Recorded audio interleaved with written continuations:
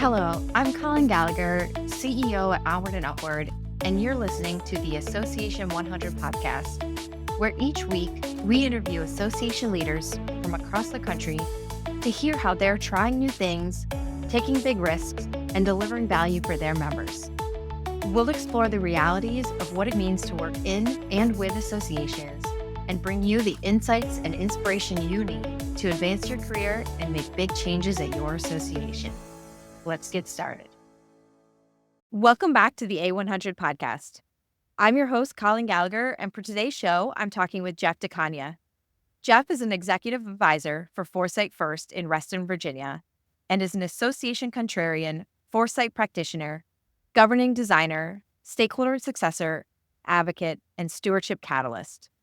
In 2019, Jeff was named the 32nd recipient of ASAE's Academy of Leaders Award, the association's highest individual honor given to consultants or industry partners in recognition of their support of ASAE and the association community. Jeff, thanks so much for joining us on the A100 today. Colleen, it's a joy to be with you on the show, and thanks for having me on.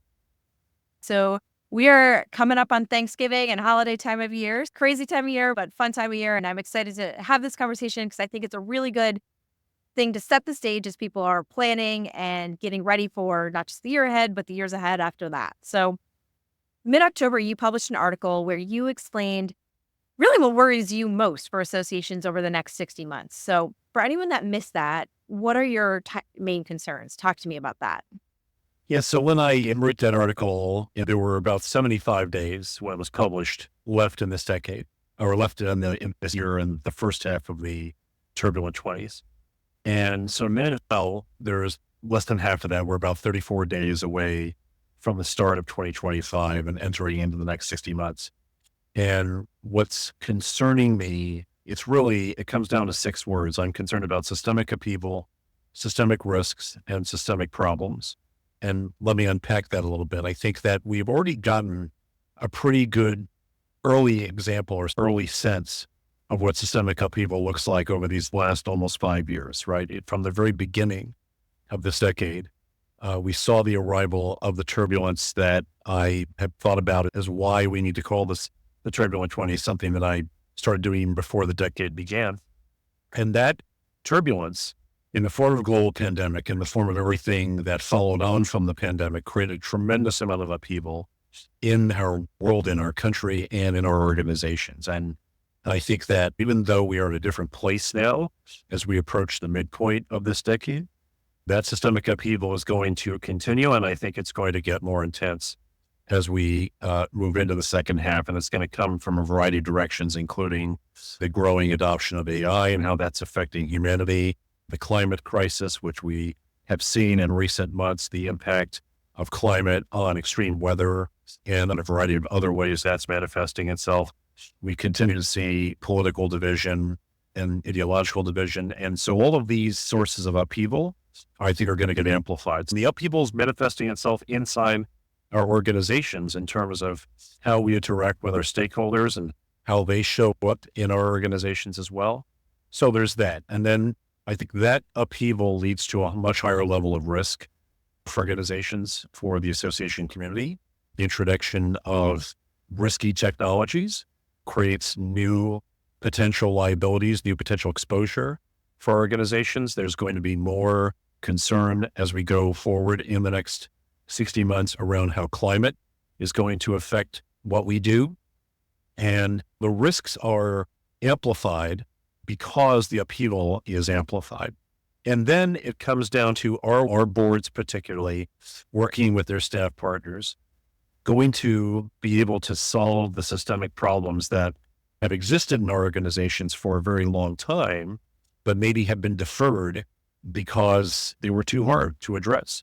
Many of these problems are wicked problems in terms of how do you create value for stakeholders who are stressed, who have fragmented attention, but who are grappling with a variety of issues in their work and personal lives. And there are other wicked problems like that in terms of how do we think about what it means to convene people in a world that is getting hotter, in a world where discretionary travel maybe is something we have to reconsider. And again, the issues around technology become quite significant in that as well. So we got systemic upheaval in the environment that is showing up in our organizations where we have increased risk as we look toward the future. And then we have these problems that have existed, many of them for a long time. Some of them are new, but they are problems that are not unique to just any one organization, and they actually exist within systems of organizations, within the association community as a system itself, within the professional and industry systems that so many associations operate in. We've got to find ways to solve those problems so that we can devote our attention to other emerging issues. So yes, so those are the things that I'm concerned about. They do worry me. Are we resilient enough? Are we prepared to be able to undertake this very difficult work? Are our boards ready for this? Are our CEOs and staff partners ready? And it's not a question of whether they're willing. I think there is willingness. It's a question of, have we done enough to prepare ourselves and get ourselves up to be able to take action? And that's my concern. And I'm not 100% sure that we all ready, but I think we have to take steps to try to get ready, not just in the next 34 days, but really as we move into 2025. Yeah, the upheaval, no joke. Yeah, the last 5 years has been intense, I think, for everyone. And one of the things you like to talk about is you call it a board's duty of foresight. So given all of this context, what makes that so critical for our boards of directors and officers and their associations? Yeah, and I think the duty of foresight I coined the term in 2014 because I was doing research into a company, BlackBerry, that I was a loyal customer of. And I wanted to try to understand why BlackBerry had gone from probably being the most dominant technology company, or perhaps even the most dominant company overall in the world for a period of time, to, by 2014, basically disappearing from the landscape. They still exist, actually, but as a computer security software company, not as a handset manufacturer. Basically, that business went away entirely. And I wanted to understand how that could happen. And it happened in part. There are many factors that went into that. But what was clear to me from the research that I did, that how they got to that place was a failure of that board, particularly, and management, to anticipate a world in which their dominance would not exist.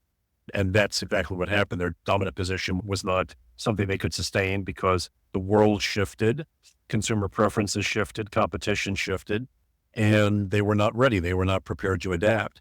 And so over the last 10 years, I've been writing about and talking about the duty of foresight, working with boards on the duty of foresight.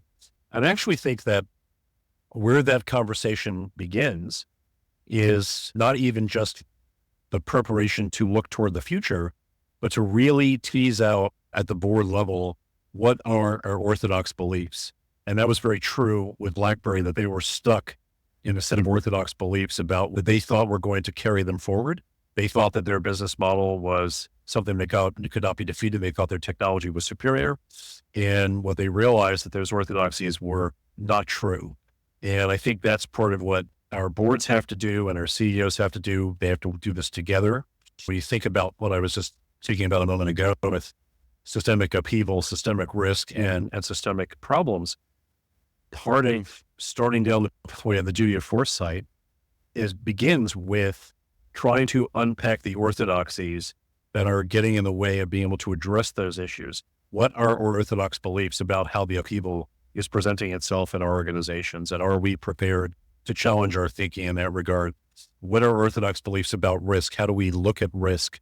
And do we see risk as sequential, or do we see risk as something that is actually happening in multiple ways? I've written about the existence of the polycrisis in our world now, where you have multiple crises all happening at the same time, and they reinforce each other, and the aggregate impact is far more significant. We have to get away from the idea that we can deal with one risk at a time and try to figure out how to manage, for boards particularly, deal with multiple risks happening at once. And I think also, what are our orthodox beliefs about solving problems? Are we prepared to stop deferring our problems for others to deal with and instead start tackling them ourselves? So the duty of foresight is a commitment to stand up for our successors' futures. And doing that, making that commitment, begins with challenging the orthodoxy that gets in the way of making that commitment.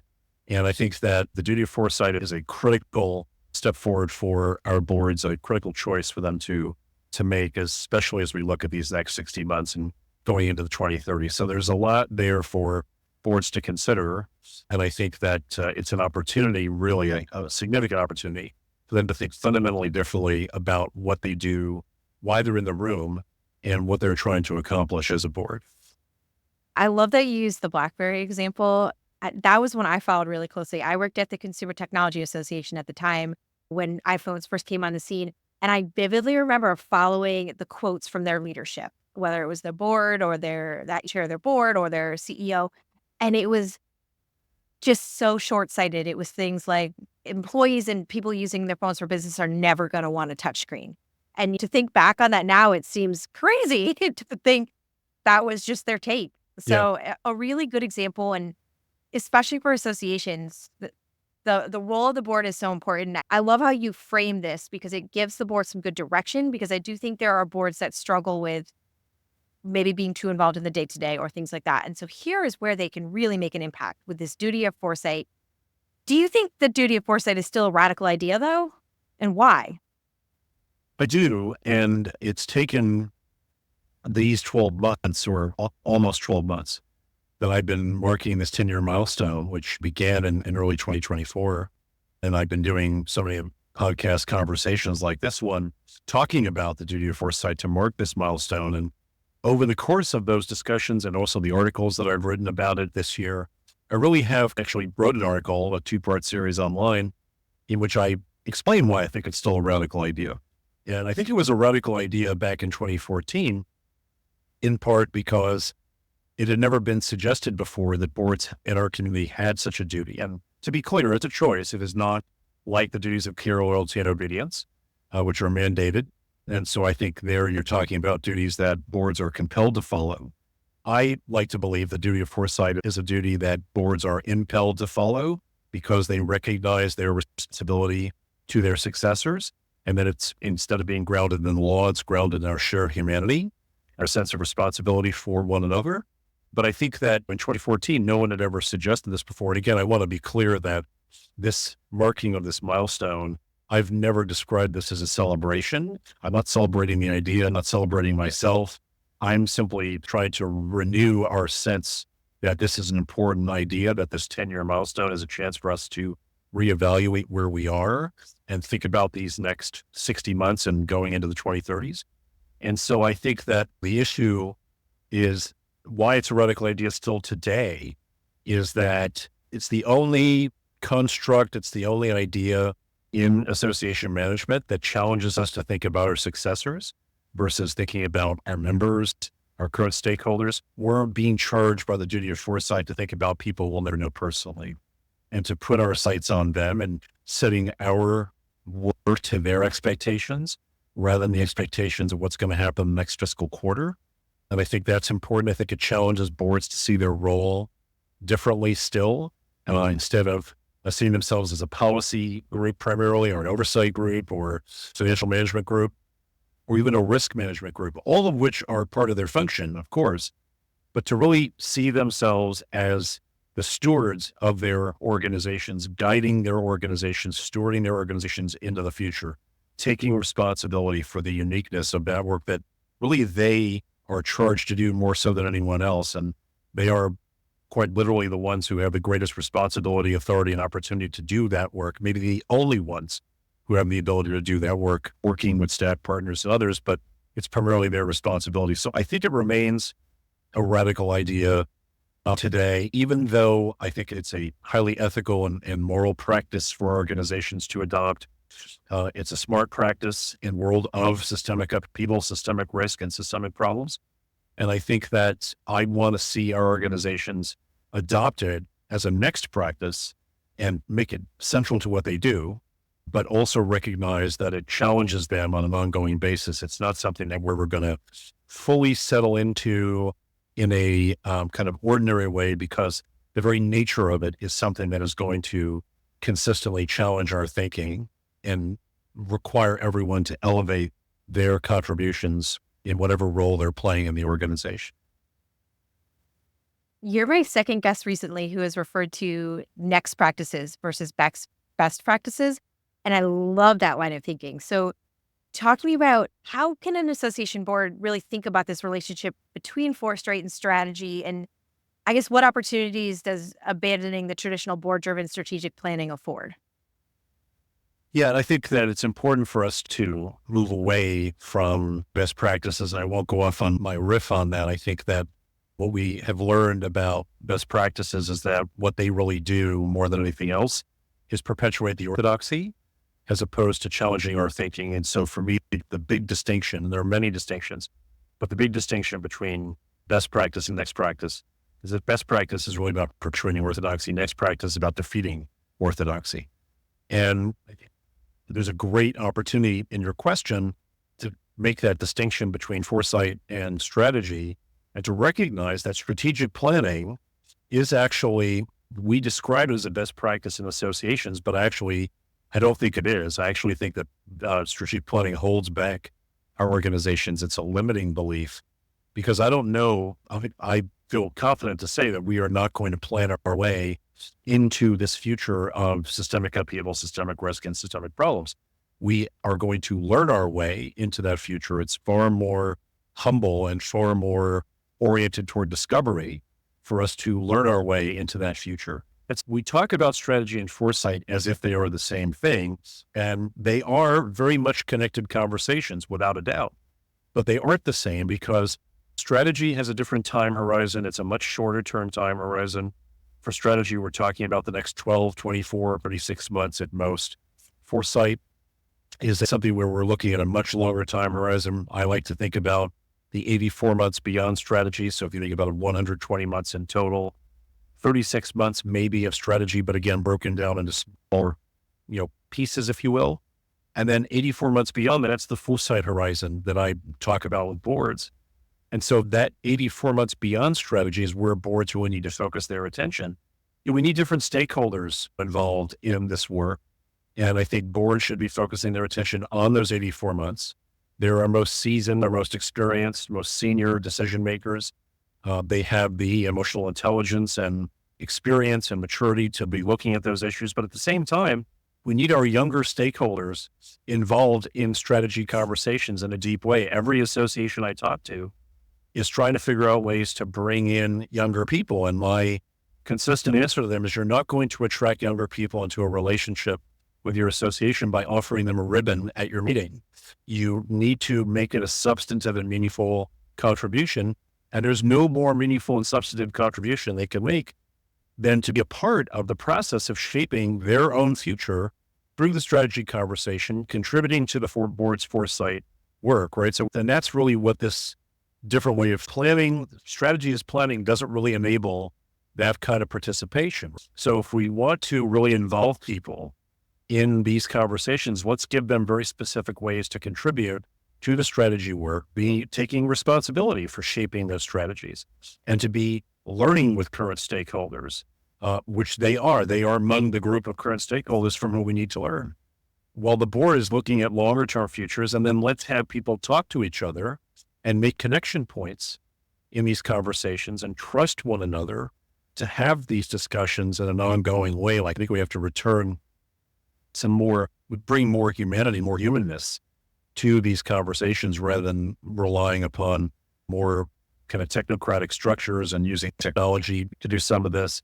I think we need to really bring people together for more of this work. So I think there's a real opportunity to look at strategy and foresight in a different way, to separate them when it's necessary to do, have them operate on parallel tracks, parallel pathways, and then bring them together and reunite them when it makes sense to do so in conversations. Yeah, I think there's a lot of opportunity for us to look at this differently. I think we need to be able to address the context in which we're operating and will continue to operate going forward. Yeah, the more I hear what you're talking about too, I think for associations that have not yet considered this way of thinking and adopted this strategy or this foresight, let me correct myself there. Now is a really critical time because you're also hearing how many associations are facing these membership cliffs, and they have these huge percentages of members that are ready to retire, and they haven't pivoted to thinking about how do we serve what's next? How do we bring in those younger members? So I love this whole concept in that lens as well, thinking about it from that way. Yeah, and I think that's part of what we're going to have to do, and this is something I've been advocating for a while as part of work that I've done in the past on association business models is, to really start thinking about how do we build relationships with stakeholders rather than just a single relationship. Right now, one of the orthodoxies that exists in our community is that the only relationship one can have with stakeholders is membership. And so when we try to put everything into the same box, and then we're surprised that not everyone wants to be put in that box, then we have to be able to take a step back and say, okay, if we really want to think about our future in a different way, think about involving people in a different way, focusing on contribution and impact versus what's the ideal way to structure the financial transaction, then I think we're going to be far more successful if we can challenge the orthodoxy and shift to a different way of thinking. And I think that's the way we're going to find a different direction for our organizations, have a chance to thrive. And if we can expand our thinking beyond, it's all going to be about membership, and instead focus on what's the relationship that we want to have with stakeholders, and to the idea that it can be more than one relationship based on our ability to learn together, based on our ability to collaborate, based on our ability to find ways for people to contribute and to create value, co-create value in an ongoing way. So I think that just shifting our perspective on these conversations is going to be essential, and situating it in the context of looking toward the future and recognizing that the context includes upheaval and risk and problems, and being able to adapt ourselves to that, I think is going to be a critical move for us as we look toward the rest of this decade into the 2030s.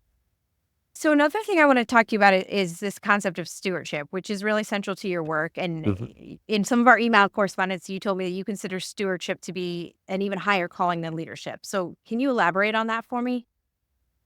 Yes. So I think that for me, the issue, and I've been writing about this for years and talking about it for years, the issue is we become so focused on leadership. It's everywhere. And it feels to me like we reached a point where it's a binary choice. Either you're a leader or you're nothing. And I just disagree with that. I just think that we have to be able to challenge the orthodoxy that leadership is consistently beneficial. I think that if we look at the state of the world in many cases, just across all the issues we've been talking about today, that we have to be able to confront the idea that leadership may have actually made things worse rather than better. And I think the reason why that's the case, there are many reasons, but one I'll offer here is that leadership, the way leaders are evaluated so often in our society, in our organizations, is whether or not they win. And winning is a zero-sum proposition, right? Did you win this account? Did you win this competition? Did you win this issue in some way? Winning is very important. But by winning, it means that someone else loses. And maybe in some situations, we're okay with that. But the overall dynamic of focusing on winning all the time, and the focus on greatness, and the focus on individual achievement of the leader runs counter to the idea of what our organizations have been about historically, which is about our collective ability to solve problems, our collective ability to bring people together, to address issues that they're facing that they couldn't do on their own, to address human well-being. And for me, stewardship, which many people try to fit underneath leadership, they try to subsume it under that paradigm, I think is actually a very different way of looking at things. I talk a lot about stewardship as being the shared commitment to leave the system, which in this case, the system is the association, but it's also the professional and industry ecosystems within which associations operate. And there are many sort of overlapping and connected ways that associations are involved with other organizations. So those are all systems as well. The systems for which a board is responsible, leaving those systems better than how they found them for the benefit of stakeholders and successors, right? So it's once again about a future-oriented way of approaching the work that is not about winning. It's about how do we leave it better, right? How do we improve it? How do we strengthen it? How do we make sure it's more resilient? How do we put it in a position where it's able to deal with upheaval, where it's able to manage and deal with risk and perhaps even benefit from risk in a responsible way?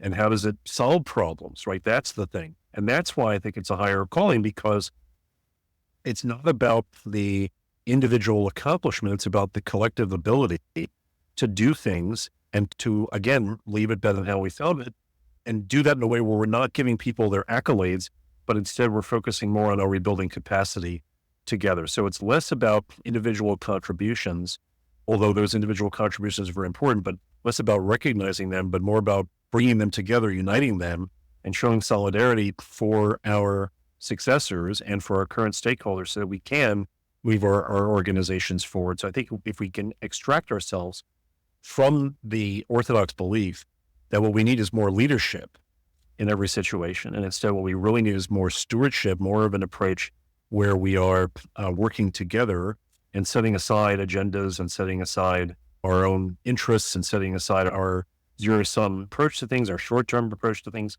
and instead looking at it through a different lens. That's how I think we can move forward. And that's why I think stewardship is a higher calling than leadership, because it has all the responsibility and burden and the need to commit to move things forward without the idea that somehow you should be looking for a pat on the back, which is often what we do with leaders. We're constantly reinforcing their self-concept as leaders. And when you spend 10 or 15 years working your way through leadership roles, quote unquote, leadership roles in an association, with the reinforcement that you're a leader, right? It's about building this identity of being a leader. And that is something people find valuable in their work or just for their own selves. But when you put 15 or 20 of those people around the table as a board, it's no surprise that they all want to go in their own individual direction, right? Because they've been told for all that time that they're a leader.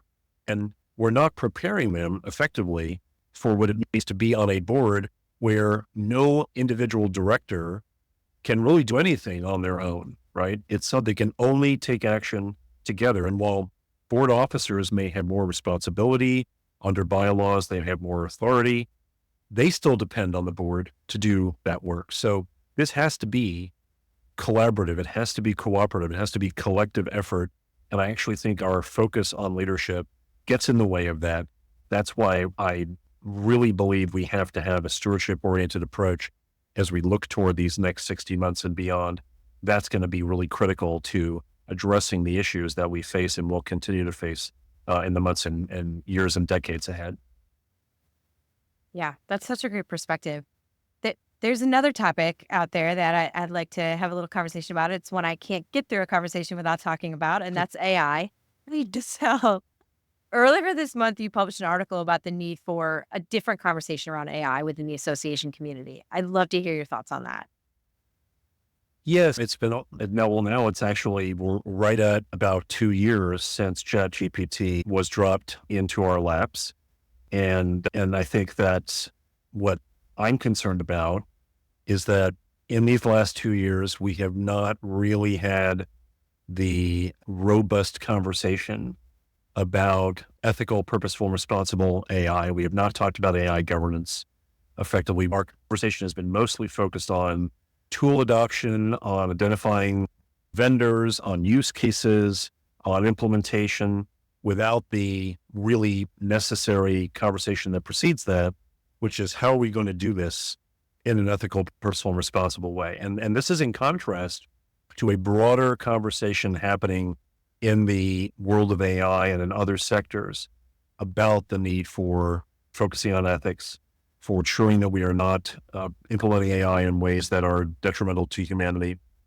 And so what I'm concerned about, what I read about in this article, is that what I keep hearing is the rhetoric of revolution, the rhetoric of transformation around how the impact of AI on associations, on individual organizations, on our community, on the industries and professions that are being served.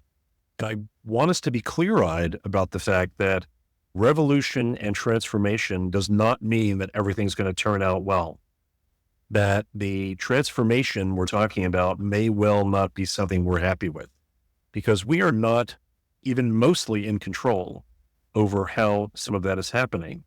The control resides elsewhere. Control resides in the hands of companies developing AI. It resides in the hands of the companies who are in the ecosystems that support the development of AI, companies that are developing the underlying technologies to enable AI implementation. That resides in the hands of government. And I think we need to be thinking about ourselves in a different way here. Our task, I think, in associations is not to amplify the conversation around how to get AI implemented as quickly as possible. Our conversation should be, as organizations that exist for the public good, We're a nonprofit organization, so we are considered to be public good. We have a tax status conferred by government that really states that we're quasi-public organizations in that sense. The public has an interest in what we do, and therefore we have a responsibility to the public as much as we have responsibility to specific stakeholders. And I think that given that, our task should be to say, hey, you know what, this is happening, and we should be aware of what's happening, but we shouldn't necessarily be giving in to the fact that there are others with a different agenda around AI. And I've written elsewhere about provocations that I think boards should be considering. And one of those provocations is that, we should not acquiesce to AI because someone else has decided that we should be using AI. We should be entering into this with a very clear perspective on the whys around AI and how to do it smartly.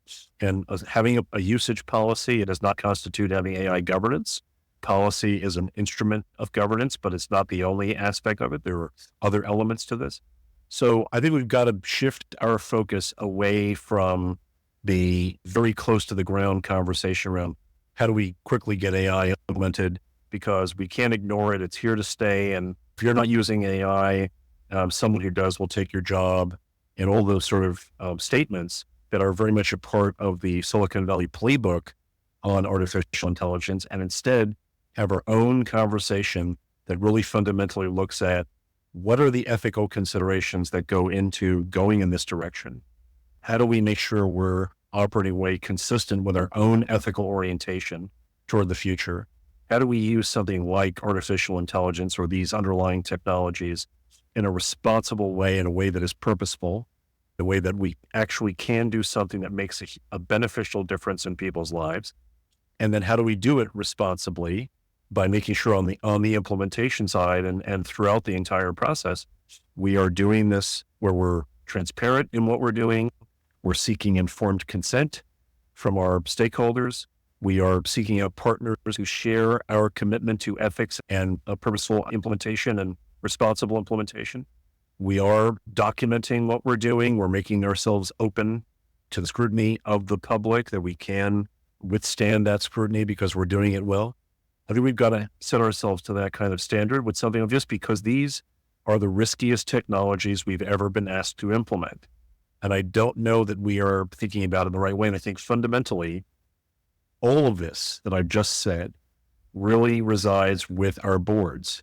We've got to have our boards involved deeply in this conversation. And right now, I don't know that's happening. And last month, at the National Association of Corporate Directors meeting, one of the big themes, I was not there, but I've read about it. One of the big themes coming out of that meeting was that boards have got to be more involved in this conversation with regard to artificial intelligence in terms of the oversight component and in terms of looking toward the future. And I have written very much the same thing in the article that you reference and other resources that I've written over the course of the last year for association boards to help them situate their thinking on their stewardship responsibility for AI in their organizations. And we've got to give them that opportunity. They must be allowed to do their jobs because they are the fiduciary, they have fiduciary responsibility. And this is a matter of fiduciary responsibility for the organization as well as a matter of the duty of foresight. So for a whole host of reasons, we've got to change our conversation as we look toward the next 60 months and beyond to something that is far more foundational to what happens next with AI, rather than just what's the quickest way to implement the technologies for greater efficiency or productivity or whatever, right? That's not, to me, as important as I've been saying consistently since the beginning of this year. We must get this right. And I think that is very much our priority as we look toward the next 60 months and beyond. How do we get this right? And boards got to be at the center of that. Yeah, it's definitely an essential conversation. I will say I am a big proponent of learn all the things, try all the things. But in my world of PR comms, I love that FRSA, who's our association, one of the very first things they did was put together a committee and create an ethical guidelines for AI and PR's use. And within our agency, that's part of onboarding. You need to read that document and sign off that you've read it. We include things in our contracts with clients to tell them we will be completely transparent about how we use AI, because it is so important to make sure this is done in an ethical way. So it'll be interesting to see how associations handle that conversation for sure. So something to watch out for. along with a lot of other things coming. So what would your last piece of advice be for association boards and CEOs who really do understand that they have to reorient their work toward the future? It's the question that I ask myself every day. My advice in the form of a question, right? It's the question I ask myself every day, and the question that I think everyone should be asking themselves every day. And that is, what will our successors say about us? And as for a long time, I have been saying that's the preoccupying question of my professional life. And for a while, my message was, that's my preoccupying question, but I want you to consider it. Now I want it to be everybody's preoccupying question. Because as we move into the second half of this decade, and we know the challenges are in front of us, and we know that there are issues to come, we've got to be thinking a lot more about what we're going to do to leave our organizations better than how we found them for those who will follow us. If we have any desire to have our successors be in a position where they have a chance to thrive as we move into 2030s, we've got a lot of hard work to do, and we've got to put them first. We've got to put them ahead of ourselves, part of our own short-term concerns and our own short-term desires for whatever. We've got to, not stop advancing our agendas and start advancing their agendas, because I think one of the things I hear sometimes that I find is a cognitive dissonance in boardrooms is, on the one hand, there is a critique or an outright criticism of young people for not working as hard, or not thinking the same way that we do, or liking avocado toast, or whatever it is, right? There's some denigration that goes on. And at the same time, that's being said, right? The sort of criticism is, I'm also hearing people say, my young daughter or my young son or my young nephews or niece or my grandchildren, they think so differently from us, and they're going to save the world. And I'm like, that's not the way it's supposed to work. We're not supposed to put on them the responsibility to fix what we have not fixed. We are responsible for leaving it better for them, not saying, hey, you know what, we did our best and really we didn't, but we say we did our best, and now it's up to you to fix all of our mistakes. That's not the way it's supposed to work. So the question, what will our successors say about us, is a challenge that we put before ourselves to say, you know what, we are going to do things that are going to let them know in 60 months or 84 months or 120 months from now that we cared about what happened to them. We're setting the tone for ourselves and those who will follow us on this board or follow us in this organization, to say we're responsible to those who are going to come later, not the other way around. They owe us, in my view, they owe us nothing. We owe them everything. And the way that I like to frame it for boards is that as we look toward the second half of this decade and we look toward the 2030s, there are probably three options on the table for what we do in our organizations. Do nothing, do something, do everything we can. The first two are unacceptable. Only do everything we can is the only option that's acceptable. And for me, the advice that is, ask yourself every day, what will our successors say about us?